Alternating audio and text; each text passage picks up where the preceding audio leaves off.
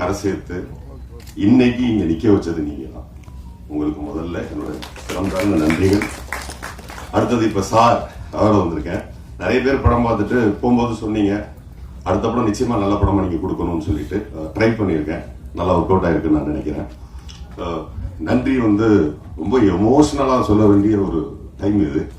அதான் விஜய் சேதுபதி சார் பயங்கரமா திட்டுவாரு என்ன அதை சொல்லிடுற முன்னாடி. ஏன்னா நேற்று நடந்த சம்பவம் அந்த மாதிரி அப்படியே ஆர்டரா சொல்லிட்டு வந்தாங்க. ஃபர்ஸ்ட் விஜய் சேதுபதி சார் கன்னிமாடம் பண்ணும்போது சாரை பார்க்க போயிருந்தேன். இப்போ விக்னேஸ்வரன் சார் அவர் பேசிட்டு தான் தள்ளி நின்னேன். அப்ப அந்த இடத்துல இருந்து விஜய் சேதுபதி சார் திரும்பி பார்த்தா நான் அங்கே நிக்கிறேன். தப்புன்னு ஓடி வந்தேன். ஏன் இங்கே நிக்கிறீங்க அப்படின்னு உங்களை பார்க்க தான் வந்தேன். அங்கே வர வேண்டியது தானே என்ன இல்ல நீங்க என்ன விஷயம் கேட்டா மாதிரி கன்னிமாடம் ஒரு படம் பண்ணியிருக்கேன், ஆடியோ ரிலீஸ் நீங்க வரணும், அதுக்கு ஃபிராக்ஷன் ஆஃப் செகண்ட் நான் வந்துடுறேன், நீங்க போங்க, என்ன டேட் இருக்கா வந்துடுறேன். வந்தாரு. அவ்வளவு பிஸியா இருந்தவரை எனக்கு மொத்தமே கொடுத்தது 3 செகண்ட் தான் டைம் கொடுத்தாரு. நீங்க போங்க, நீங்க போய் நிக்காதீங்க. அதாவது நான் நிக்கிறது கூட அவரால் அக்செப்ட் பண்ண முடியல. அப்புறம் இப்போ நீங்க சொன்னா நம்ப மாட்டீங்க, நான் நேற்று நைட்டு தான் கூப்பிட்டேன். ஏன்னா 3 நிமிஷத்துல தான் வந்தாருங்கிறாரு, நடுவில் 24 மணி நேரம் டைம் இருக்கு. நான் நேற்று தான் போய் கூப்பிட்டப்போ நான் போய் ஒரு மாதிரி ரொம்ப ஹெசிடேட்டா உட்காந்துருந்தேன். என்னன்னு திரும்ப கேட்டாரு. இது மாதிரி ஆடியோ ரிலீஸ் வச்சிருக்கேன் சார். என்னைக்கு? நாளைக்கா? நாளைக்கு சார் அப்படின்னா நான் ஒரு போஸ் வெங்கட் நானோ இல்ல இவரோ அவரோ அவர் யாருக்கிட்ட போய் நம்ம அப்படி சொன்னாலும் ஒரு நிமிஷம் அந்த மூளை என்ன சொல்லணும்னா, என்ன பெரியாளா நாளைக்கு ஆடியோ ரிலீஸ் வச்சுட்டு என்ன கூப்பிடுறேன், உனக்கு என்ன திமுறான்னு வராத மனிதனே இருக்க மாட்டான். ஒரே ஒருத்தர் இருக்காம இருக்கு, தேவ் விஜய் சேதுபதி. எனக்கு அதை சொல்லிட்டு வரேன்னு சொல்லிட்டு போறது கூட மேட்டர் இல்ல. மேக்கப் போட்டுட்டு இருக்காரு. அப்ப அந்த ஹேருக்கு ஒரு க்ளோஸ் பண்ணிருப்பா, கை வெளியே எடுக்க முடியாது. அதை ரொம்ப கஷ்டப்பட்டு அந்த கையை வெளியே எடுத்து கொடுத்தாரு. அந்த கையில ஒரு பெரிய இறுக்கம் இருந்தது. நான் சாரி சார் அந்த சமயத்து ரொம்ப அழுக வெளியே வந்து ஓடிட்டேன். ஓடிட்டு திரும்ப போயிட்டு வரேன்னு சொல்ல வரும்போது அவர் தெரிஞ்சிருச்சு. அது இன்னொரு தடவை இறுக்கி கை பிடிச்சு ஆன் டைம் இருப்பேன்னாரு. நான் இங்க 9:25 வந்தேன், சார் 9 மணிக்கே வந்துட்டாரு. ஸோ விஜய் சேதுபதி சார் இனிமே நன்றி அந்த மாதிரி எல்லாம் என்னால சொல்ல முடியாது. அதுக்கு வேற ஏதாவது வார்த்தை இருந்ததுன்னா கண்டுபிடிச்சு நான் உங்களை சந்திச்சு சொல்றேன் சார். நிச்சயமா இல்லை சார். அடுத்தபடியா என்னுடைய அருமை சகோதரர் நட்டி அவர்கள். இப்போ இன்னைக்கு இருக்கிற பயங்கர குரோத்ல நட்டி சாருடைய வளர்ச்சி ரொம்ப ஆரோக்கியமான வளர்ச்சி. அதாவது நல்ல நடிகராக வளர்வது, ரொம்ப பிரமாதமான நடிகனாக பிரமிப்பூட்டிட்டே இருக்கிறாரு. நான் கர்ணன் படம் பார்த்துட்டு 1.5 மணி நேரம் பேசினேன். யாராலையும் பண்ண முடியாது சார், என்ன சார் பாடி லாங்குவேஜ்னு சொல்லி அப்படி ஒரு நட்புல இருந்தோம். அவர்கிட்டையும் நான் நேற்று தான் போய் கேட்டேன், சார் ஆடியோ ரிலீஸ்க்கு வரணும்னு. அப்பாவை ஹாஸ்பிட்டல்ல சேர்த்திருக்கேன் அப்படின்னாரு. நான் ஆஃப் ஆயிட்டேன். அதுக்காக வரலன்னு சொல்ல, ஆன் டைம் இருப்பேன். அவரும் 9 மணிக்கு வந்துட்டாரு. அது இல்லாம அம்மா கிரியேஷன் சிவா சார், இவங்களெல்லாம் கூட அட்லீஸ்ட் ஒரு 8-9 மணிக்குள்ள கூப்பிட்டேன். அவர் நைட்டு 9:30 மணிக்கு தான் கூப்பிட்டேன். 9:30 கூப்பிட்டு சாரி சொன்னேன். எதுக்கு சாரி? நீ நல்ல விஷயத்துக்கு கூப்பிடுற, நல்ல விஷயத்துக்கு அடுத்த செகண்ட் நான் நிக்கணும்டான்னு சொல்லி இங்க நிக்கிற திரு அம்மா கிரியேஷன் சிவா அவர்களுக்கு என்னுடைய மனப்பூர்வமான நன்றி. இந்த சார் என்கின்ற தலைப்பு அவருடையது. அவர் இல்லையெனில் இங்கே சார் கிடையாது. நான் இதற்கு முன்பு மாப்போசின்னு ஒரு தலைப்பு வச்சிருந்தேன். அந்த குடும்பத்தார் எதிர்ப்பு தெரிவிச்சாங்க. அவங்க கிட்ட போய் இந்த திரைப்படம் ரொம்ப நல்ல திரைப்படம், ஒரு ஆசிரியர் பற்றிய திரைப்படம், மாப்போசி என்ற அவருடைய பேருக்கு களங்கமில்லாத திரைப்படம் சொன்னப்போ அவங்க ஒத்துக்கல. அந்த சூழலில் நடுவில் இருந்து இதை பஞ்சாயத்து பண்ணி எனக்கு நடுநிலையா இருந்த நடிகர் சிவகுமார் சார் அவர்களுக்கு இந்த நேரத்தில் நான் நன்றியை தெரிவிச்சுக்கிறேன். அவர் தான் அந்த பஞ்சாயத்தை முடிச்சு வச்சாரு.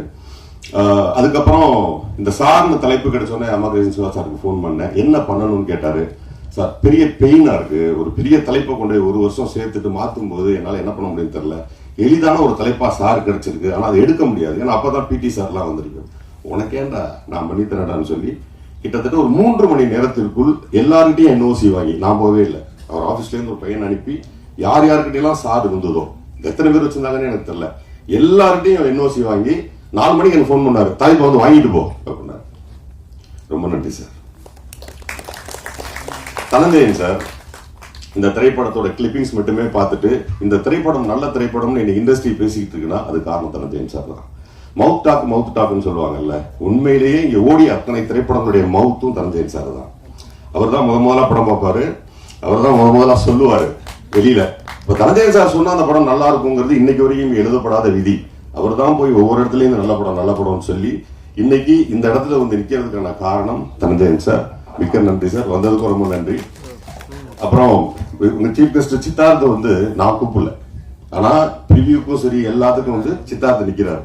ஆனா இதுக்கு பின்னாடி ஒரு கதை இருக்கு. இந்த படத்தினுடைய முதல் மியூசிக் டைரக்டர் சித்தார்த்த தான். ஆமா, சித்தார்த்த போய் கதை சொன்னேன். கதை சொல்லிட்டு 2-3 டியூன்ஸ் கேட்டேன், எல்லாம் போட்டுட்டே இருந்தாரு. போட்டே இருந்தோன்னே சித்தார்த்த நான் பண்ணட்டா அப்படின்னு, என்ன உங்க இசை ரொம்ப நல்லா இருக்கு, நம்ம அடுத்த படம் பண்ணுவோம் அப்படின்னு. குழந்தை அண்ணா நல்லா பண்ணிக்கங்கண்ணே, தாராளமா பண்ணுங்கண்ணே, ஆனா அந்த படம் பெருசா வரும்ண்ணே அப்படின்னாரு. அப்படிப்பட்டவர் ப்ரிவியூல பார்த்தா ஃபர்ஸ்ட்ல நிக்கிறார், நான் கூப்பிடல. ஆடியோ ரிலீஸ்ல நான் கூப்பிடல. எப்படி அந்த மனசு இருக்கும்னு இடத்துல குழந்தை மாதிரி இருக்காருன்னு நினைச்சேன். குழந்தை மனசோடய இன்னும் இருக்கிற சித்தார்த்த அவர்களுக்கு என்னுடைய நன்றியை இந்த நேரத்தில் தெரிவிச்சுக்கிறேன். அதே மாதிரி விவேகா சார் வந்து இந்த திரைப்படத்துல எல்லா படமும் எழுதியிருக்கிறாரு. என்னுடைய முதல் படத்துலையும் அவர் தான் எழுதினாரு. இடையில வந்து அவர் பிஸியா இருக்கிற போது 2 பாட்டு எழுதணும், அது நானே எழுதிட்டேன் வேற வழி இல்லாம. இப்ப இந்த முறை நான் எழுதி திட்டுவாங்க, நான் விரும்பல. அப்ப 2 பாடல் பேலன்ஸ் இருந்தது. பர்டிகுலரா படிச்சுக்கிறோம் பாடலை வந்து 2-3 பேர் எழுதினாங்க.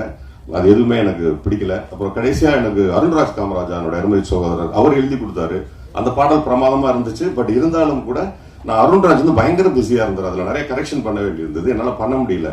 அப்போ பினான்சியலாவும் ரொம்ப டைட்டா இருந்தது. அப்போ நான் போய் விவேகா சார்ட்ட சொன்னேன், இந்த மாதிரி சார் அந்த பாடல் எழுதி கொடுக்கணும் அப்படின்னு. ஹம்மிங் போட்டோன்னே அண்ணா இதை படிச்சுக்கிறோம்னு ஆரம்பிப்போம்னே அப்படின்னாரு. அப்படின்ட்டு பட்டுன்னு அடிச்சது, செமையா இருக்கே அப்படின்னு சொல்லிட்டு நீங்க பார்த்து அந்த படிச்சுக்கிறோங்கிற சாங்கை காலையில சொன்னேன், சாயந்தரம் அனுப்பிச்சு விட்டாரு. அப்புறம் ரெக்கார்ட் பண்ணி ஷூட் பண்ணதுதான் அந்த பாடல். அதே நேரத்துல இன்னைக்கு இந்த ஸ்டேஜுக்கு வந்துட்டு விவேகா சார் வந்து உட்கார்றது நிறைய டிஃபிகல்டிஸ் இருந்தா கூட நான் நேற்று இரவு கூப்பிட்டு நீங்க வந்தே ஆகணும், இந்த மேடையில் அவர் சொல்ல வேண்டிய நிறைய விஷயங்கள் இருக்கு என்னை பற்றி, நீங்க வந்தே ஆகணும்னு சொல்லி வந்திருக்காரு. அவருக்கு என்னுடைய நன்றியை தெரிவிச்சுக்கிறேன். விமரன் சார் பத்தியும் ராகுல் பத்தியும் பேசணும், அதை நான் கடைசியா சொல்லிடுறேன். விமல் சார், நான் போய் சிராஜ் கிட்ட போய் கதை சொல்லும் போது விமல் சார்ட்ட கதை சொல்லியிருக்கேன், 5-10 நாளைக்கு முன்னாடி சொல்லியிருக்கேன். சிராஜ் சார்ட்ட கதை சொல்லி முடிச்சோடனே சொன்னாங்க, அண்ணா இந்த படத்தை நம்ம பண்ணுவோம், எனக்கு ரொம்ப பிடிச்சிருக்கு, விமல் டேட் வாங்க முடியுமா அப்படின்னாரு. அப்பதான் போய் பேசிட்டு அவருக்கு நான் சொல்லல அப்படியே பேசி பார்ப்போமே அப்படின்னு. அப்புறம் அவரையும் கூட்டி வீட்டுக்கு போனேன். நான் மாப்பிள்ளை மாதிரி சொல்லுவேன் அப்படின்னாரு. மாப்பிள்ளை மாதிரி ஒரு கதை இருக்கு, பண்ணுவோமா அப்படின்னாரு. அப்புறம் அந்த கதை என்ன பண்ணுவோம் அப்படின்றதுக்கு என்ன பண்ணிடுவோம் மாமா அப்படின்னா டேட்டு கேட்டேன். எல்லாத்தையுமே பட்டு முடிச்சு கொடுத்தாரு. முடிச்சு கொடுத்தது மட்டும் இல்லாமல் ஷூட்டிங் ஸ்பாட்ல ஒரு கதாநாயகன் இவ்வளவு சப்போர்ட் பண்ண முடியுமா அப்படின்னு கேட்டா எனக்கு தெரியல. ஏன்னா அன்னைக்கு ஷூட்டிங் இல்லாத நாள் கூட காலையில வந்து உட்காந்துருவாரு. அவ்வளவு தூரம் நம்ம இந்த படத்தை டெடிகேட்டா பண்ணி கொடுத்தாரு. வெளியில் வந்து அவரை பற்றி ஒரு பொருள் இருந்தது. ஷூட்டிங் ஸ்பாட்ல அப்படி இருப்பார் இப்படி இருப்பார்னு சொல்லி நான் சத்தியம் பண்ணி சொல்றேன், இந்த ஸ்டேஜ்ல இந்த மாதிரி கதாநாயகன் கிடைப்பது நம்மள கொடுத்து வச்சிருக்கணும். அப்படி ஏதாவது வெளியில் பொருள் இருந்தால் அந்த பொருளைக்கு நான் இன்று முற்றுப்புள்ளி வைக்கிறேன், அது தவறு. ஒரு திரைப்படத்தை முடிச்சு கொடுத்துட்டு 2 நாள் எக்ஸ்ட்ரா உட்கார்ந்து இருந்துச்சு போனார். ஏன்னு கேட்டேன், திடீர்னு எடிட் பண்ணி பார்த்து 2 ஷாட் வந்தா என்ன பண்றது அப்படின்னாரு. சரி மாப்பிள்ள இருங்க, இருந்து 2 நாள் முடிச்சு பேக்கப் பண்ணதுக்கு அப்புறம் தான் போனாரு. அதற்கு பிறகு பேட்ச் ஒர்க்குங்கிற பேர்ல ஒரு கதாநாயகனை நான் தொந்தரவு பண்ண மாதிரி வேற யாரும் பண்ணி இருக்க முடியாது, எல்லாத்தையும் வந்து பண்ணி கொடுத்தாரு. சோ இந்த நேரத்துல சாருக்கு என்னுடைய நன்றியை தெரிவிச்சுக்கிறேன். சரவணன் சார் சாதாரணமா சொல்லிட்டாங்க. சரவணன் சார்ட்ட போய் கதை சொன்னேன். கதை சொல்லும் போது மேடம் சொன்ன இது உண்மைதான். அந்த ரொம்ப நேரம் ஓர புடிச்சுட்டே இருந்தாங்க. அப்பவே சொல்லிட்டேன், நான் பண்றேன்ப்பா, ஆனா பண்றது ரொம்ப கஷ்டமா இருக்குன்னு. ஈஸியா பண்ணலாம் சார், ரொம்ப ஈஸியா பண்ணி கொடுத்தாரு. அதே மாதிரி ஷூட்டிங் ஸ்பாட்ல ரொம்ப டெடிகேட்டா ஃபுல்லா எல்லாம் இருந்து பண்ணி கொடுத்தாரு. ஸோ நன்றி சரவணன் சார். அடுத்தது கதாநாயகி. நாங்க வந்து ஷூட்டிங் ஸ்பாட்ல போனதுக்கு அப்புறம் அந்த பொண்ணை கூப்பிட வேண்டிய ஒரு சூழல். என்ன காரணம்னா வேற ஹீரோயின் பிக்ஸ் பண்ணியிருந்தோம். இப்ப திரும்ப இன்னொரு ஹீரோயினை போய் தேடி அவங்க எப்படி நடிப்பாங்க அப்படிலாம் பார்த்தா ரொம்ப டைம் எடுக்கும். போய் இறங்கிட்டோம் வேற ஸ்பாட்ல. நாங்க புக் பண்ணி அந்த பொண்ணு ஒரு சின்ன ஆக்சிடென்ட்ல நடக்க முடியாம போயிடுச்சு. அப்ப அந்த நேரத்துல போன் பண்ணி கேட்டோம். எந்த விதமான மறுப்புமே சொல்லாம அந்த சாயா அவங்க அம்மா எல்லாருக்குமே நன்றி. அதுக்கப்புறம் இதுல நடித்த விஜயமுருகன் சார், சரணசக்தி, அப்புறம் நடிகர் Sriram, Chandrakumar sir, Elizabeth madam, Prana, Athangudi Ilaiyaraaja பத்தி சொல்லணும். இளையராஜா ரொம்ப வருஷம் மிகப்பெரிய சிங்கர், இன்னைக்கு யூடியூப்ல எங்கேயோ இருக்காரு. நான் போய் கேட்டோடனே வந்து ஸ்டுடியோல சித்துக்குமாருக்கு நன்றி சொல்லணும். அந்த நேரத்தில் என்னன்னா டியூனு சித்து போட்டாரு, ஆனா அந்த பையன் டெவலப் பண்ணா. அவரோட ஃப்ரெண்டு ஒருத்தர் லண்டன்ல எங்க ஃபாரின்ல இருந்துட்டு அங்கேருந்து பாட்டு எழுதுறாங்க. ஒரே நாள்ல முடிஞ்சிருச்சு அந்த புட்டை வச்சு புடவைக்காரி. ஆனா எவ்வளவு நல்ல மனசு இருந்தா சித்து இல்ல அண்ணா அதுக்கு தனி கார்டு போடுங்க, இசை பாடல்கள் எழுத்து இளையராஜான்னு போடுங்க, என் பேர் போடாதீங்க அப்படின்னு சொல்லி சித்து சொன்னதுனால கார்டே தனியா போட்டிருக்கோம் இளையராஜாவுக்கு. சித்துக்கு இந்த நேரத்துல நன்றியை தெரிவிச்சுக்கிறேன். இங்க Saravanan sir, 2 Saravanan sir producers எனக்கு பெரிய சப்போர்ட் பண்ணியிருக்கீங்க. விஜயமுருகன் சார் வந்து அவர் கொடுக்க முடியாத டேட்டை எனக்காக கொடுத்து நடிச்சு கொடுத்ததுக்கு நன்றி. சரணசக்தி வந்திருந்தாரு, சரணசக்தி அவர்கள் என்னுடைய மைத்துனர், அவர் எனக்கு நினைத்து கொடுத்ததற்கு நன்றி. ஆர்ட் டைரக்டர் இன்ட்ரோடியூஸ் பண்ணியிருக்கோம், பார்த்து வச்சுக்கோங்க, ரொம்ப முக்கியமான ஆர்ட் டைரக்டர். எனக்கு அந்த பையன் திட்டு வாங்கின மாதிரி அவங்க அப்பா அம்மாட்ட கூட வாங்கிக்க மாட்டான், எதிர்த்து ஒரு வார்த்தை கூட பேசல இருந்து இந்த படத்தை நல்லபடியாக முடிச்சு கொடுத்த பாரதிக்கு என்னுடைய நன்றியை தெரிவிச்சுக்கிறேன். மற்றும் கேமராமேன் இனியன் அவர்கள் வந்திருக்காரா இல்லையான்னு தெரியல, இனியன் இல்லைன்னா ஓகே. அதே மாதிரி எடிட்டர் ஸ்ரீஜித் ரொம்ப பிரமாதமா எனக்கு பண்ணி கொடுத்தாரு. அதுக்கப்புறம் என்னுடைய தம்பி ஸ்ரீராம், என்னுடைய முதல் பட கதாநாயகன், இந்த படத்தில் அசிஸ்டன்ட் அவுட் பண்றேன்னு உட்காந்துட்டான். டேய் உனக்கு லைஃப் இருக்கு, இந்த வேலையை பண்ணாதன்னு சொல்லி சொன்னேன். இல்ல நான் வந்து உட்காரணும்ட்டு வந்து ஃபுல் படம் உட்கார்ந்தான். அப்படி நடிக்கிறியான்னு கேட்டேன், ஒரு ஷாட் நாள் நடிக்கிறேன்னா. அதனால ஒரு சின்ன கேரக்டர், ஒரு கதாநாயகன் என் கூடவே படம் இருந்து முடிச்சு எடிட்டிங்ல இருந்து சவுண்ட்ல இருந்து இன்னைக்கு இந்த ஸ்டேஜ் வரைக்கும் கொண்டாந்து நிப்பாட்டின ஸ்ரீராமுக்கு என்னுடைய நன்றிகளை தெரிவிச்சுக்கிறேன். அதே மாதிரி அது இல்லைன்னா அந்த ஸ்ரீராம் என்னுடைய அருமை சகோதரர் ரோமியோ பிக்சர்ஸ் ராகுல் அவருக்கு படம் காமிச்சோம். படம் காமித்த உடனே அவர் சொன்னாரு, எக்ஸ்கியூஸ் மீ பேசலாமா? வெளியே வந்தாங்க.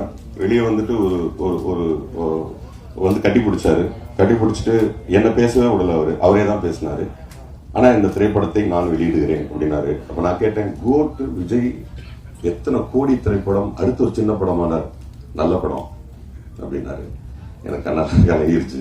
இந்த திரைப்படத்தை நான் தான் பண்ணுவேன், பெரிய ரிலீஸா பண்ணுவேன் அப்படின்னு சொன்ன திரு ராகுல் அவர்களுக்கும் ரோமியோ பிக்சர்ஸ் ஊழியர்களுக்கும் என்னுடைய நன்றியை தெரிவிச்சுக்கிறேன். அப்புறம் கடைசி நன்றி, நான் சாருக்கு இந்த நியூஸா தான் கொண்டு கொடுக்கணும்னு நினைச்சேன். சாருக்கு என்னுடைய மனசு தெரியும், கரெக்டா வந்துருவாரு. நான் சாரை பத்தி கடைசியா பேசுற நேரத்துக்கு சார் வந்துட்டாங்க. நான் முதல் படம் எனக்கு வந்து ஒரு மைலேஜ் கிடைக்காதுக்கான காரணத்தை வெற்றி சார்ட்ட சொல்லணும்னு நான் ரொம்ப ஆசையோட இருந்தேன். அப்படி இப்படின்னு பிடிச்சி சாரை பிடிச்சிட்டேன். எனக்கும் சாருக்கும் அப்போ பழக்கமே கிடையாது. ஒரு ஸ்டுடியோவில் இருந்தாங்க. நைட் 11:30 சாரை போய் பார்த்தேன். ஒரு மிகப்பெரிய அன்போடையும் மரியாதையும் உட்கார வச்சுட்டு என்னன்னு கேட்டாங்க. ஒரு படம் பண்ணியிருக்கிறேன் சார், இந்த மாதிரி கன்னிமாடம் எனக்கு தெரியும்னு சொன்னாங்க. அது போய் சேராததுக்கான காரணங்களை சொல்லிட்டு இதை போய் சேர்க்கணும் சார், உங்க ஒரு பேர் இருந்ததுன்னா போதும் அப்படின்னு. அது என்னங்க பேரு, நானே வரேன் படத்தை காட்டுங்கன்னாரு. ஆனா அது என்னுடைய திரைப்படமாக இருக்கணும், அது என் சாயல் திரைப்படமாக இருக்கணும் அப்படின்னா நான் பண்றேன்னு சொல்லி சொன்னாங்க. அப்புறம் திரைப்படத்தை கொடுத்தேன். படம் பார்த்த உடனே என்னை கூப்பிட்டாரு. நான் குழந்தையிலேருந்து நமக்கு நிறைய பேரை பார்த்து கைகால் உதறி இருக்கு. நான் முதல் முறையாக வாய் திறந்து பேச முடியாத அளவுக்கு கைகால் உதறினது சார் படம் பார்த்துட்டேன் வான்னு சொன்னப்போ ஒரு நடுக்கத்தோடையே போனேன். சார் எத்த மாதிரி உட்காந்துருந்தாங்க. லேப்டாப்ல, அதுவும் பார்வை எம்எல்ஏ வாங்கன்ட்டு லேப்டாப்ல இருந்துச்சு பார்வை. அவர் அதுலதான் படம் பார்த்துருந்தாரு. இப்போ சார் என்ன சொல்லணும்னு நினைச்சாரு அப்படின்னு நான் ஏன் மைண்ட் வாய்ஸ் என்னன்னா, வாங்க போஸ் நீங்க நல்ல ஆக்டர், நடிச்சுட்டு போயிருக்கலாமே, எதுக்கு உங்களுக்கு இந்த டைரக்ஷன்? சத்தியமா இதை எதிர்பார்த்தேன். இதை சொல்லியிருந்தாருன்னா அத்தோட டைரக்ஷனுக்கு ஒரு முழுக்கு போட்டு வீட்டுக்கு போயிடலாம். இந்த மனநிலையோட தான் போனேன். போய் ஏத்த மாதிரி உட்கார்ந்தோடனே ஒரு பெரிய மௌனம். அந்த மௌனத்துக்கு அப்புறம் ஒரு வார்த்தை, படம் ரொம்ப நல்லா இருந்துச்சு. அப்போதான் மொத்த ப்ரெஷரும் எனக்கு குறைஞ்சது. அதுக்கப்புறம் அப்படி ரிலாக்ஸ் ஆனேன். இந்த திரைப்படத்தில் இருக்கக்கூடிய நூக்கன் கார்னர் சொன்னாரு, சொல்லுவாங்க ஜோசியக்காரர் பின்னாடி நடக்க போற விஷயத்தெல்லாம் சொல்லுவாங்கன்னு சொல்ற மாதிரி இந்த திரைப்படத்தில் எந்தெந்த காட்சிகள் நீ வெளியே எடுத்திருக்கேங்கிறத என்கிட்ட கேட்டாரு. ரொம்ப ஆச்சரியமா இருந்தது. இந்த காட்சி இருக்குன்னு எங்க செகண்ட் ஹாஃப்ல, ஏன் செகண்ட் ஹாஃப்ல வச்சுருங்க, ஃப்ரண்ட்ல வச்சிருங்க அப்படின்னு சொல்லி சொன்னாங்க. நீங்க பாத்தீங்கல்ல 2D, அந்த 2D வந்து படத்தோடைய முதல் பகுதியா வச்சிருந்தேன். ஏன் 2D பண்ணீங்கன்னு கேட்டாங்க. இல்ல கதை, ஏன் கதை சொல்லணும், அது ஒரு பெரிய சஸ்பென்ஸ் இருக்கு, அதே நீங்க முன்னாடியே உடைக்கிறீங்க, அதை வெளியே எடுங்க அப்படின்னாரு. அதை வெளியே எடுத்துட்டேன். இந்த 35வது சீன் ஒன்று இருக்குமே, அது எங்கன்னு கேட்டாரு. நான் தரன்னு முடிச்சேன். எடுக்கல சார். ஏன் எடுக்கல அப்படின்னு கேட்டாரு. இல்ல சார் கொஞ்சம் என்ன காம்பினேஷன் செட் ஆகல, அது வச்சாதான் படம் ஒர்க் அவுட் ஆகும் அப்படின்னாரு. விமல் சார் ஒரு ஷூட்டிங்ல இருந்தாரு, விஜயமுருகன் சார் ஒரு இடத்துல இருந்தாரு. 2 பேரையும் கூட்டிக்கிட்டு இந்த நேரத்துல ஜனா அவங்களுடைய அப்பா ரவிச்சந்திரன் சாருக்கு என்னுடைய நன்றியை தெரிவிச்சுக்கிறேன். அவங்க எழில் சாருக்கு என்னுடைய நன்றி. அவங்க ஷூட்டிங் நடந்துட்டு இருந்துச்சு, போய் விஷயத்த சொன்னேன். அவர் கேமரா கொடுத்துட்டாரு எழில் சார். அப்பா எப்படி சூட் பண்ணிக்க அப்படின்ட்டாரு. செல்வா சார் கேமராமேன், அவர் உங்க படத்தோட மூடு என்னன்னு கேட்டாரு. சொன்னேன், நீங்க ஒரு டயலாக் பாத்தீங்கல்ல, பள்ளிக்கூடத்தை பத்தி பேசி பெண்கள் கல்வி கற்க கூடாதான ஒரு சீன், அந்த சீன் இப்ப எடுத்தது, அது வெற்றி சார் சொல்லி நான் எடுத்தது. அந்த வசனம் சுகுணா திவாகரன் சார், அவர் எழுதின வசனத்தை நான் வெற்றி சார் காமிச்சேன். அவங்க படிச்சுட்டு அதுல 2 கரெக்ஷன் சொன்னாரு. அப்படி எழுதப்பட்டதுதான் அந்த வசனம். படத்துல அந்த டயலாக் வரும்போது கிளாப்ஸ் இருக்கு. அதுக்கு வந்து இந்த நேரத்தில் எல்லாருக்குமே நன்றி. அப்படிதான் அந்த கட்சியை சேர்த்தோம், சார் சொல்லி தான் சேர்த்தோம். அப்புறம் முழுமையானதற்கு பிறகு ஒரு நாள் என்னை கூப்பிட்டு என் பேர் போட்டுக்கோங்க அப்படின்னாரு. நான் உண்மையிலே பிறந்ததற்கான அடையாளம், இயக்கத்திற்கு வந்ததற்கான அடையாளம், நான் ஒரு மனிதனாக நல்ல நெஞ்சு நிமித்தி நான் இன்னைக்கு நிக்கிறேன்னா அதுக்கு காரணம் வெற்றிமாறன் சார்.